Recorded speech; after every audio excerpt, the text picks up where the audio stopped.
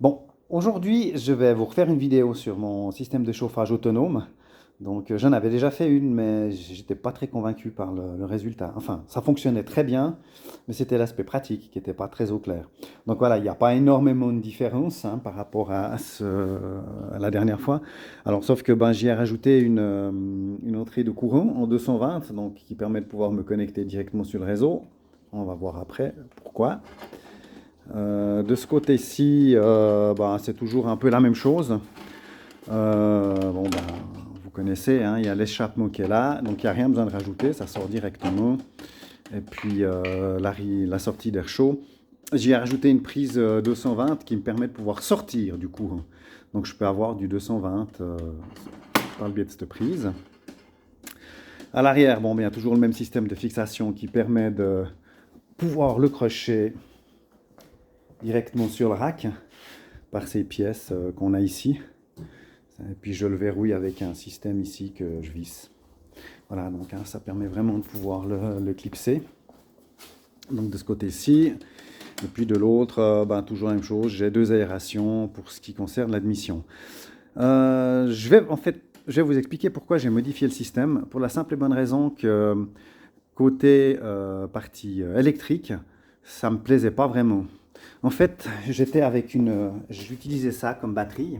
Ok, très bien, hein, c'est une batterie lithium. C'est des cellules à l'intérieur, donc c'est très pratique. D'abord, ça a pas mal de puissance. En plus, on peut la tourner dans tous les sens, donc ça m'arrangeait bien. Par contre, je me suis retrouvé vite avec quelques petits inconvénients. Ben, un des inconvénients majeurs, malgré que ça soit des cellules, c'est une batterie qui est toujours moins lourde qu'une batterie au plomb. Mais je veux dire, c'est quand même une batterie qui pèse quand même 9,8 kg. Ce qui fait que c'est quand même pas mal. Donc du coup, je suis parti sur une autre batterie. Je suis parti sur une EcoFlow, la River Mini de chez EcoFlow, qui sont des batteries portables, qui sont vraiment très bien. J'en utilise plusieurs. Je trouve que c'est très pratique. Et qui, elle, par contre, ben, ça change quand même pas mal la donne, puisqu'elle fait plus que 2,8 kg. Je suis parti sur cette batterie. Je suis pas parti au début sur cette batterie parce que je savais pas trop de si ça allait fonctionner côté consommation d'énergie, si ça allait tenir longtemps, pas longtemps. Donc j'ai fait quelques essais. Donc ça sera une prochaine vidéo parce que l'EcoFlow, elle a une application sur le téléphone qui permet de voir exactement ce que ça consomme au temps réel.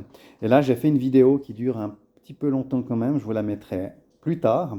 Et vous verrez exactement comment ça se passe côté consommation. J'en dis pas plus, vous verrez sur la prochaine vidéo. Donc pour l'instant, je me suis concentré de pouvoir caser cette fameuse batterie que je vais vous montrer.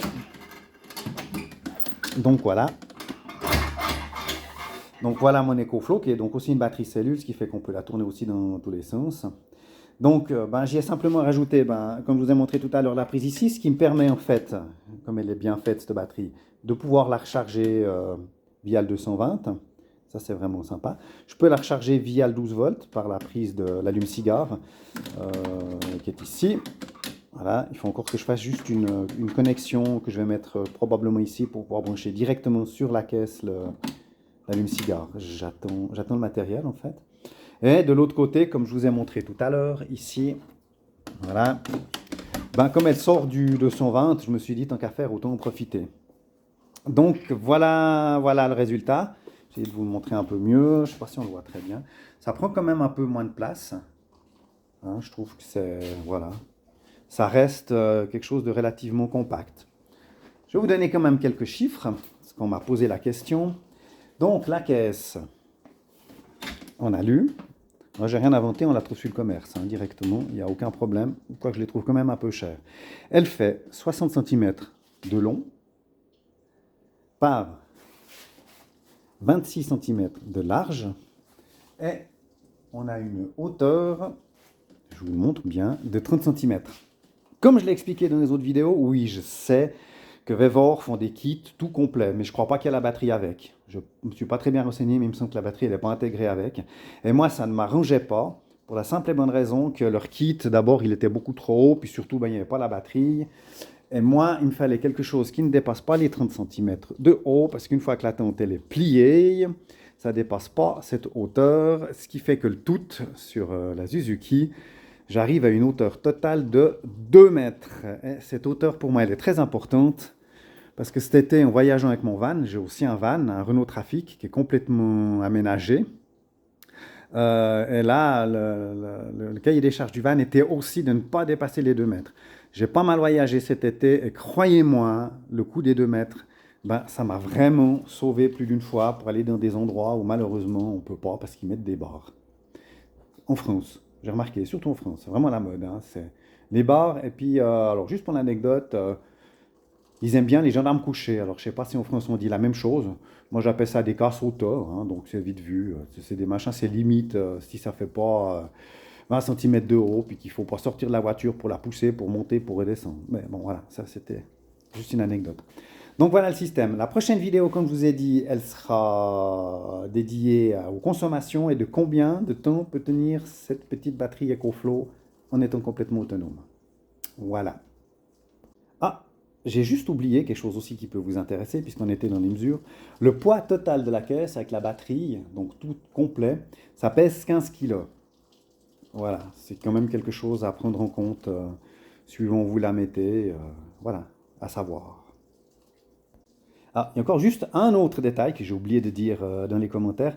En fait, ce qui ne m'arrangeait pas non plus avec la fameuse batterie lithium, c'est que ben, pour la recharger, il faut un coupleur séparateur. Donc c'est quand même une certaine somme. Syrix en a sorti un qui est dédié justement aux batteries lithium. Ça vient de sortir, je l'ai commandé. Je vais le tester sur une autre installation, ça marche très bien, mais voilà. Donc il faut déjà rajouter un coupleur séparateur pour pouvoir le charger, ne serait-ce qu'avec la batterie. Et puis si on veut le recharger sur le réseau, sur le 220, il faut en plus ben, un chargeur de batterie qui est spécifique aux batteries lithium, qui a quand même un certain prix. Donc au final, ça commence à faire déjà beaucoup de matériel à mettre dans la caisse, donc de nouveau du poids, en considérant le poids du chargeur, voilà, ça pèse quand même. Puis un certain coût. Donc là, voilà, moi j'ai eu beaucoup de chance. Je viens de l'acheter, là, celle-ci, c'est la 2e ou 3e que j'ai. Je suis tombé sur une offre à 230 francs. Oui, je suis en Suisse, donc on est en francs suisses. Ça fait la même chose en euros, hein, plus ou moins. Donc ce qui devient vraiment correct pour une petite batterie EcoFlow, qui a tout qui est intégré dedans, en fait. Donc voilà. Voilà, je pense que ça doit être la dernière info.